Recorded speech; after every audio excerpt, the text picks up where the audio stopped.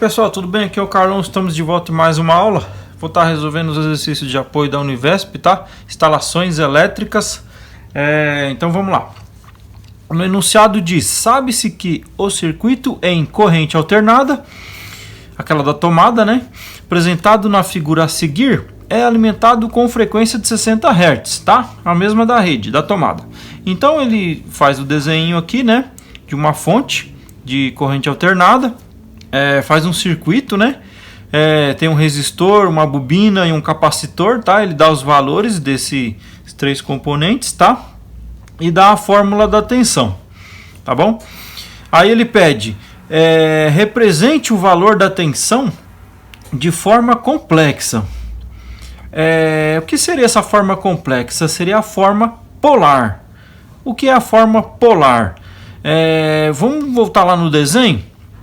O desenho ele nos dá a fórmula da equação da tensão, né? Então a equação fundamental da tensão é essa daqui, ó. É a tensão em função do tempo é igual a raiz de 2 vezes a tensão eficaz, você vê que eu coloquei aqui, vezes o cosseno de ômega-t mais o ângulo alfa, tá?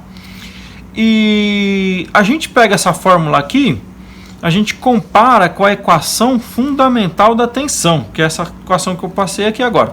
Então, esse 141,42 eu coloquei aqui embaixo, ó, 141,42 é a minha raiz de 2 vezes minha tensão eficaz. Essa tensão eficaz aqui é aquela tensão que a gente mede no multímetro, na rede. Os 127 volts que alimenta a geladeira, todos os aparelhos que a gente utiliza na casa, ou 220, que é o chuveiro, né? Mais comum na grande São Paulo. E essa raiz de 2 vezes a tensão eficaz é isso aqui, ó, 141,42 que deu no exercício, tá? Vezes o cosseno de ômega-t. O t tá aqui, né? E o ômega deu 377. Esse ômega, a fórmula dele é isso aqui, ó. É 2π vezes frequência. A frequência da rede é essa daqui, 60 Hz, né? Se eu fizer 60 Hz vezes 2π, eu vou conseguir esse 377 aqui, tá, gente? Essa aqui é o comum da nossa rede de alimentação aí da Grande São Paulo, 127 volts, tá? Só que aqui no exercício você pode ver que ele na fórmula ele não deu nenhum ângulo. Então a gente deduz que o ângulo alfa é 0. Então, tá ok. Ele fala, represente o valor da tensão de forma complexa. Então é a forma polar. A gente tem essa equação sonoidal, né? A gente vai transformar essa equação em forma polar. Eu primeiramente vou ter que descobrir a minha tensão eficaz, que a fórmula é isso aqui, ó, da forma complexa, que a forma polar é a tensão eficaz, no ângulo alfa. O ângulo alfa ele não deu, né? Então a gente já põe 0 e aqui a gente vai calcular. Aí a gente vai pegar esse valor 141,42 e dividir por raiz de 2, porque aqui ele multiplica, né? A tensão eficaz. Eu quero saber a tensão eficaz, ó. Então eu pego esse valor total. Como está multiplicando, eu vou ter que dividir essa raiz de 2. Então eu divido 141,42 por raiz de 2. Aí eu obtenho 100 volts, né?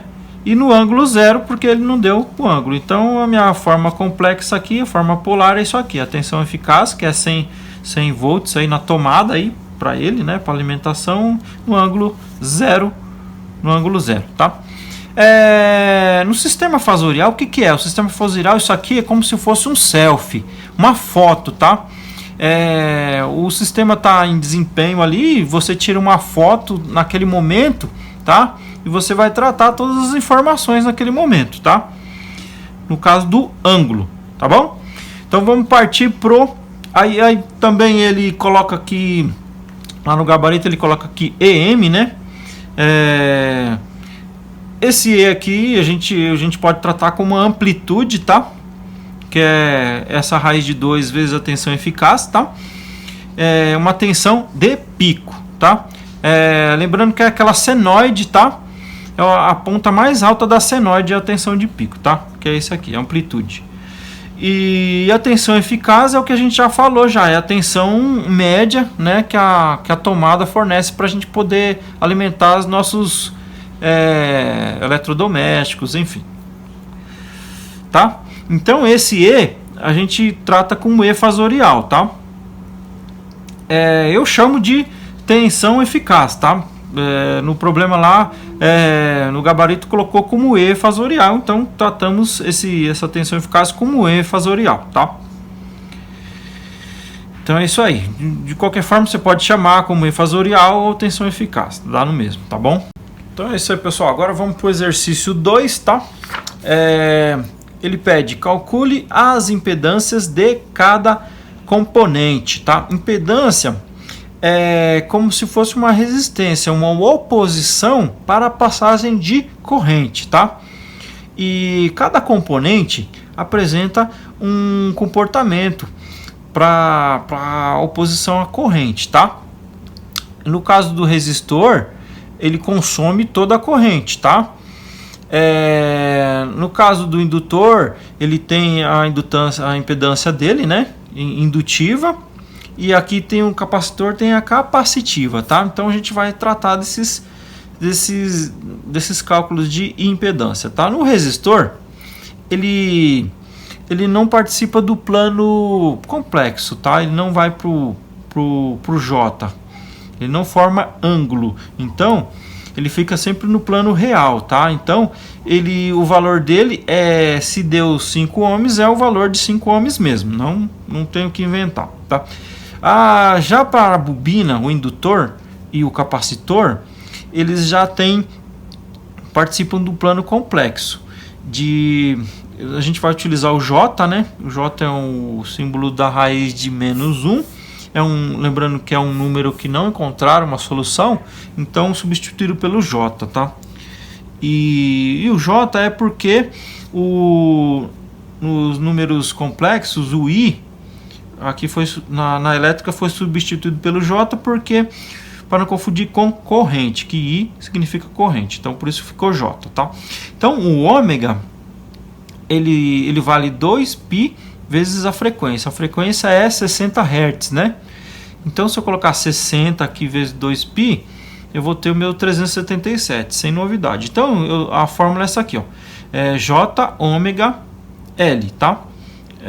Para você calcular a impedância do indutor, da bobina, tá? Então o J você copia, né? E aí você calcula 377 vezes o 106,7. Aqui nós temos milli-Henz, né? O milli,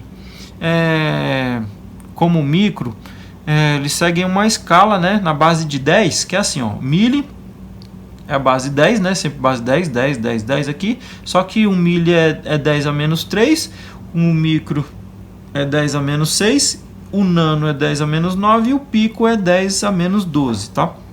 Então, como é milli-Henz, né? Vamos trabalhar na base de 10 a menos 3. Então, vamos copiar o 106,7 aqui, vezes 10 a menos 3, que é milli, tá? Desse milli-Henz.